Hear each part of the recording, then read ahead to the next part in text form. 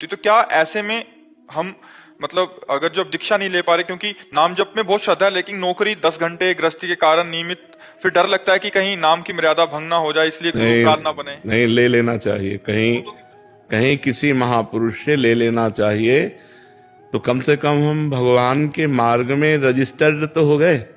ये बहानेबाजी ना करो कि हम 10 घंटे काम करते हैं। ये यमराज नहीं सुनेंगे बहानेबाजी, समझ रहे ना। ये यमराज ये बहानेबाजी नहीं सुनेंगे, वो तो मार के ले ही जाएंगे।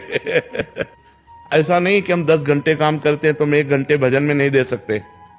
हम दे सकते। 24 घंटे में अगर 10 घंटे काम करते हैं तो आप हिसाब लगा लीजिए, 6 घंटे 7 घंटे सो लीजिए तो 17 घंटे हो गए। 1 घंटे मनोरंजन कर लीजिए तो 18 घंटे हो गए। तो अभी तो बहुत बचे, 19, 20, 21, 22, 23, 24, 6 घंटे बचे। 6 घंटे में हम 3 घंटे और छोड़ देते हैं, 3 घंटे भजन करें तो भगवत प्राप्त नहीं हो जाएगा। 24 घंटे के समय का विभाग कर लीजिए आप। महाराज जी, जैसे चलते फिरते भजन तो कर ही रहे हैं और नाम जप भी करते हैं, लेकिन वो संतुष्टि नहीं आ पाती। ऐसा लगता है कि अभी उतना हो नहीं पा रहा है।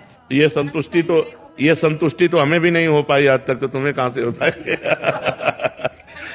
जैसे जैसे लाभ मिलता है वैसे वैसे लोभ बढ़ता है, ये सिद्धांत है किसी भी विषय में। तो जैसे हमें भजन करते हैं ना, तो आज तक हम अपनी बात कह रहे हैं, आज तक कभी ये नहीं हुआ कि छक के भजन हुआ, ऐसा कभी नहीं हुआ।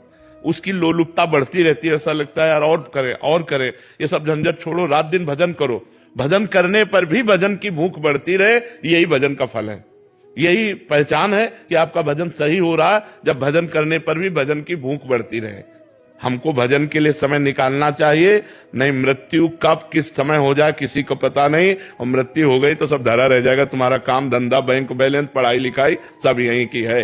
हमारी बात मान लो, गुरु मंत्र कहीं किसी महापुरुष से लेकर के, और जो जितना बने उतना नाम जप करो, उसी से मंगल हो जाएगा। ये बहानेबाजी ना करो कि हम 10 घंटे काम करते हैं। ये यमराज नहीं सुनेंगे बहानेबाजी, समझ रहे ना। ये यमराज ये बहानेबाजी नहीं सुनेंगे, वो तो मार के ले ही जाएंगे।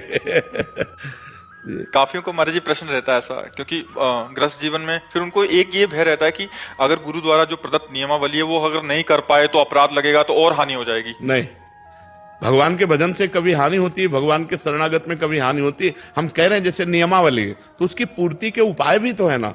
हम मान लो 5 दिन बिजी रहे, एकदम भजन नहीं कर पाए, तो हम जिस दिन से फिर फुर्सत मिलेगी तो 11 माला का नियम, 11 माला और 1 माला और जोड़ लेते हैं और महीना भर चलने देते हैं, तो पूरा नियम पूरा हो जाएगा। बेईमानी ना करें, ईमानदारी से यदि हम भजन करें तो हमारे पास समय है, पक्का समय है। उठते बैठते चलते फिरते भी तो माला होता है, बिना माला के भी माला होता है। मान लो हम